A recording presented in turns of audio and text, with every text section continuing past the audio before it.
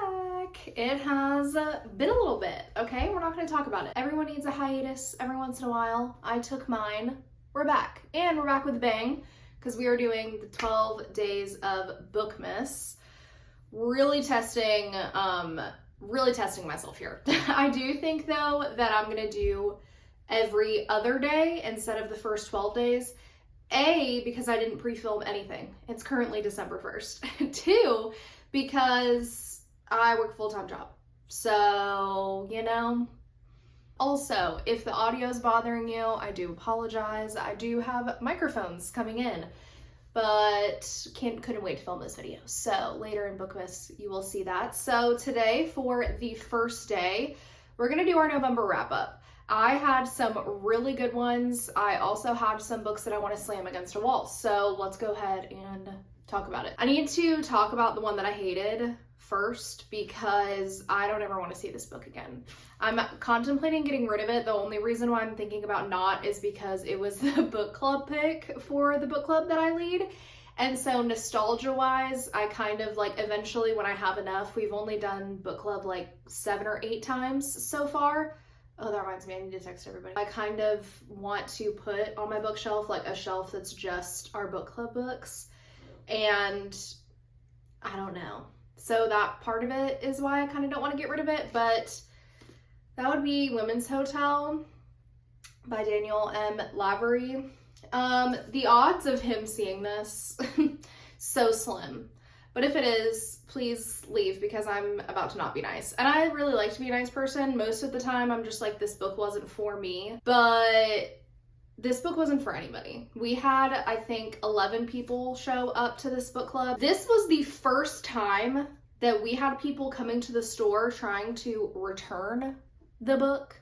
People were texting me being like, I don't know how this got published. They were like being so ruthless about it. And so I did know all of that information before starting to read it, which I do think impacted my reading experience because I went into it being like, oh God, I already don't want to do this. And that's just never a good place to be with reading a book, but I lead the book club, so I had to read the book. And I also work there, I'm the manager. And so when people were showing up to try to return it, I was just sitting there like, sorry. Basically, this book takes place, I want to say like during the 60s. Yeah, during the 60s in New York. And it's basically about a women's hotel where essentially you pay on a week-by-week basis to live there and you get food and they take care of your trash and whatever. It's kind of like, I don't want to say halfway house. It's kind of just like you don't have anywhere else to go. You pay week by week, but a lot of people have been living there for a really long time. This book was so boring. There was zero character development. It actually felt like short stories. I think this would have been way more successful as a book of short stories that kind of had a connection in it than a novel. And also, they just marketed this book so wrong. The reason why I put this book in the running, because what we do is I pick 2 books and everyone votes. And the reason why I put this one in the running is because it compared itself to Lessons in Chemistry and Marvelous Miss Maisel. And I was like, amazing. I was like, Lessons in Chemistry, really great book club book. Like, I just was like, this is gonna be good. Nothing like either of those. There was no like super strong women in this that were like pushing societal norms. There was no, I didn't think this was funny. It just wasn't good. This is like the epitome of that thing on America's Next Top Model where Tyra Banks is like, I want to give you a 0, but that's not possible. So I'm giving you a 1. I actually gave it a 0.25 on Fable, but that's enough about that. I'm over it. I don't even want to look at it anymore. Okay, next book was actually good. This is Vicious by V.E. Schwab. This was on my 24 books to read in 2024 list, so I'm really glad I got it just under the wire, baby. And I really liked this. However, I don't think I'm going to continue because I have heard a lot of people say that this book is better and the ending was open-ended enough where I can come up with a good one in my head. And I don't want it to ruin the way I feel about these characters. I actually picked this book up because it reminded me a lot of The OA. If you haven't seen that show on Netflix, if you haven't, It's one of the best things ever. Please go watch it. But basically, we have two roommates, Victor and Eli, who low-key in love with each other. I think I wanted them to kiss the whole time, but they didn't. I was kind of pissed about it. Basically, Victor and Eli are roommates in college, and they have to come up. I'm just like waving this book around.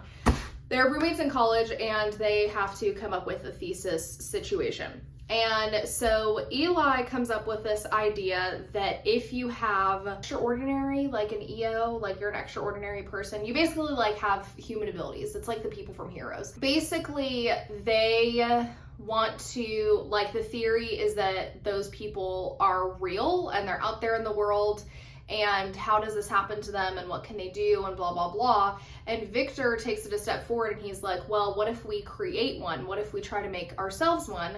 And they find out that the way to get to being an extraordinary person is by having a near-death experience.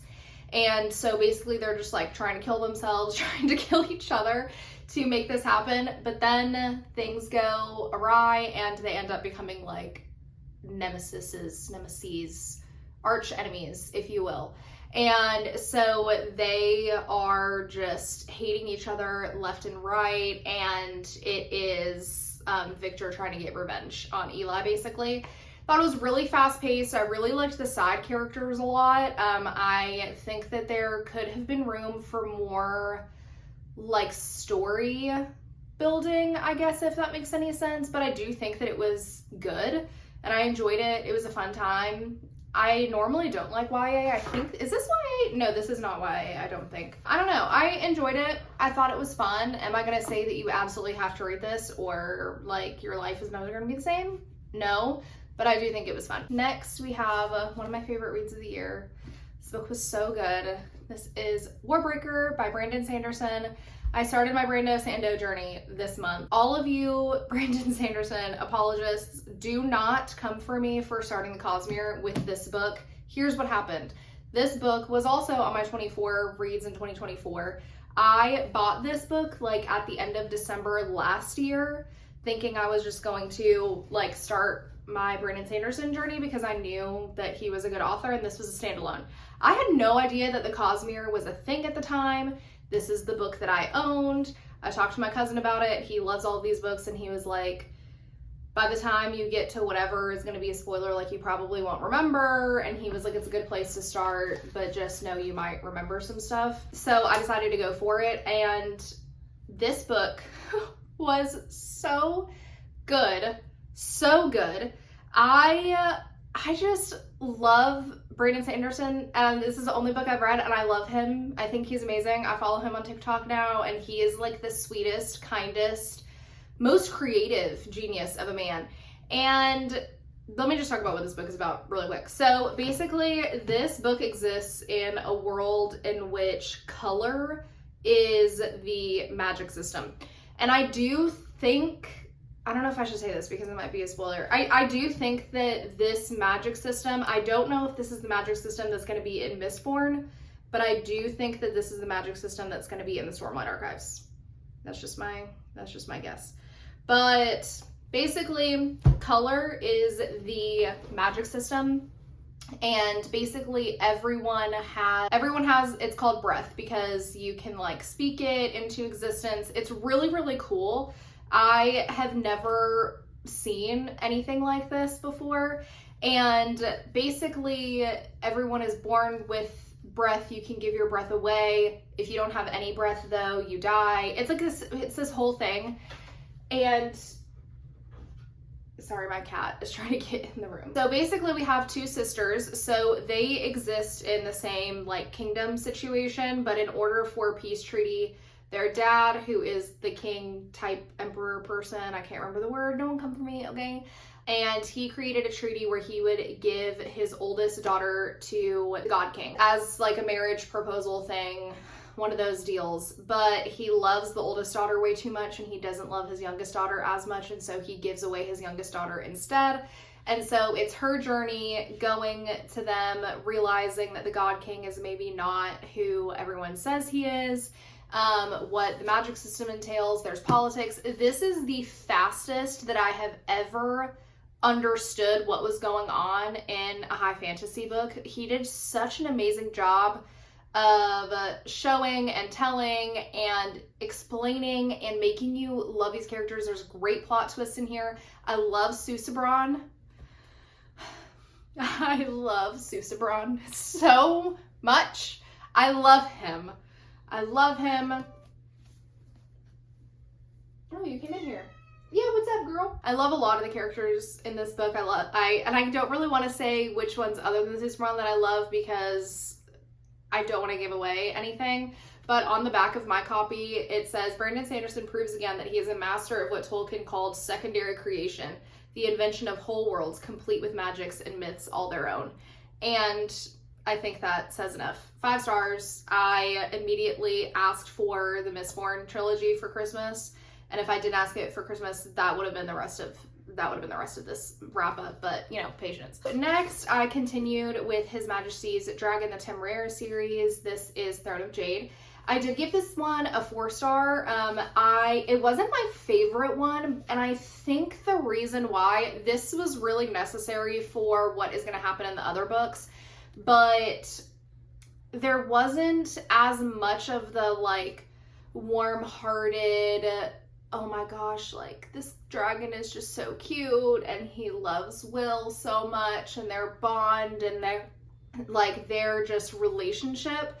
There wasn't as much of those like cute like scenes, and that's what I loved the most about the first book, was just how tenderhearted Temeraire was. And so I'm really hoping that in the third book we get more of that, because that's why I really loved it. I will say I did listen to it on audiobook and I picked this up sometimes, so I don't know if that also impacted my reading experience, but I liked it. I'm still interested in the story and what's going to happen. I read the synopsis for the third one and it sounds really good, but basically, so I am going to continue, but essentially without giving away too much because this will spoil the first one. Essentially, this is a world in which dragons are real. There isn't really any other magic, but dragons are real. And so this takes place during the this takes place during the Napoleon Wars, and all of the countries essentially use dragons in their wars. And so Captain Will Lawrence is a captain, obviously, for his Royal Navy, or His Majesty's Royal Navy, whatever, the British Navy. And so they conquer a ship, take the whatever's on it, and there's a dragon egg on it. It hatches and chooses Will as his rider, and so Will has no choice but to leave the Navy, become a dragon rider, and get thrust into this war in a whole different way than what he was thinking he was going to. And yeah, that's basically it. I'm gonna continue the series. I liked it, didn't love it, but I have hope. We're getting kind of into the literary fiction side of things, which is weird because normally that's all that I read, so this is a very interesting month. But I finally got around to Demon Copperhead by Barbara Kingsolver. This, I don't think that I can ever fully explain how important this book is to read. Especially, I don't know what the opioid epidemic situation is in other countries, but especially if you're American or if you want to have a better understanding of the opioid epidemic that is happening in America. Barbara is such an amazing author. The way that she is able to craft a scene, craft a sentence, make these characters feel so alive and real is insane to me. This is essentially a retelling of David Copperfield by Charles Dickens, but it's not boring. I'm not saying that David Copperfield is boring, but I feel like people hear Charles Dickens and they're like, oh, you know. This is essentially, we follow Demon. We follow him from the day that he was born through an unspecified amount of time. I won't say because it's a spoiler, but essentially he is born to an addict. This takes place in Appalachia. Father has passed away and he becomes an orphan, and it's his experience in the foster care system, being in severe poverty. This is a really good book to understand what poverty really is like. and the foster system and the different things that can happen to you, what it's like to grow up after you're out of the foster care system. It is just really good. I will say there's a really trigger warning, I would say, with this is substance abuse. Demon becomes an addict himself through just really insane means. This book has a lot of heart, and even though it seems really depressing, and it is a lot of times, it's really depressing, it's also very eye-opening. I think this is a really necessary book. I think that this is going to be a classic. I think they're going to be teaching this in schools. I will say it now. I really, really do. Actually, I don't know. They're banning a lot of books. I don't really know if they're going to. Once upon a time, if this book had come out, they would have. Even though it is really depressing, it's very eye-opening. I think it's very necessary. It is also, there's a lot of heart behind it. I think that this is a really good look into the mind of an addict and what it is like to be addicted to things and how that can happen to you. Granted, this is one character's experience, so don't think that it's like a everything situation. This book was really cathartic for me to read because I do have a lot of addicts in my family, and I avoided reading this book for a really long time because of that reason. I thought it would be too hard, but it actually was really good. Actually, reading Blue Sisters by Coco Mellors gave me the courage to read this. I just think it's really necessary. I think it is, that's all I can really say. I think it's really necessary. I think it's really important. It's hard, but it's worth it. Okay, and next we have a sleeper hit for me, okay? I have not seen this book anywhere once. Have not seen it anywhere. I loved it. I was crying at the end. I thought it was so good. This is Glorious Exploits by Fredia Lennon. This book was so good. I actually originally bought it because I thought it was like kind of like a Greek mythology retelling situation, and it wasn't, and I was so pleasantly surprised with how it was. First off, look at this cover. This is hilarious. This is really funny. Essentially, we have the aftermath of the Peloponnesian War. It was between Syracuse and Athens. And so Syracuse decided that with the Athenians, what they would do is they would basically shove them all in this quarry and leave them there and watch them starve to death and kill each other, essentially is what it is. So all the Syracusans can go in and out, do whatever they want to the Athenians, but the Athenians can't leave. It was very tragic. It was really like scary sounding. It was actually kind of disturbing in some points. Actually, it's like a war camp, basically. We have our two main characters who love art. One of them specifically adores art. He loves theater, and Athens is known for its theatricalness and basically its art and its retellings of Greek myths, which at this point they still kind of believe in, but they don't really, they're kind of coming out of that a little bit, I think, at least in this adaptation of it. It's Lampo and Glion. And before I lose you, stay with me before I lose you, because I can already feel some of you checking out. Just listen. So Lampo and Glion go in to see the Athenians, and they kind of like feed them sometimes, make fun of them, whatever. And one of them, Lampo, who loves the theater, he decides that he wants to put on a play because he loves the Athens plays, but they're kind of at a time where they don't know what's going to happen to Athens, and so they think all of their art is going to be lost into the abyss forever. And so he basically bribes all of these war prisoners to join their theatrical troupe and put on this play. And it is so funny. This book is really hilarious. It reminded me of A Knight's Tale, honestly, because they're not talking like they're talking like modern day people. They're not talking like, you know, back then lingo. I don't really know how else to explain it. This book is really funny. It's really emotional at the end because they start to realize that this is not a safe production that they're doing, and not everyone is going to agree with what they're doing. And so things just kind of take off from there. It's unexpected. It's hilarious. It is deeply moving. The ending, I just did not expect for it to impact me the way that it did. I also listened to a little bit of it on audiobook on Spotify, and it was good, so I recommend that as well. But yeah, I gave this book a 5-star. I thought it was great. And it was so creative. Like the idea for this book was so creative. So I'm really interested to see what this author does with the rest of his career. So yeah, basically that's it. We read 6 books, and I have read 6 books a month for the last 4 months, and I'm sick of it. I normally read like 10, maybe 8 if I'm having an interesting month. There was a lot going on these last few months, but I am so ready to be out of this 6-book limbo. So I have really high hopes for next month. Even if I just hit 7, I will just feel so satisfied. Tune for next video. I'm going to be talking about the books that I need to finish before the end of the year, so that should be really fun. But yeah, I'm glad to be back. And we'll see what happens.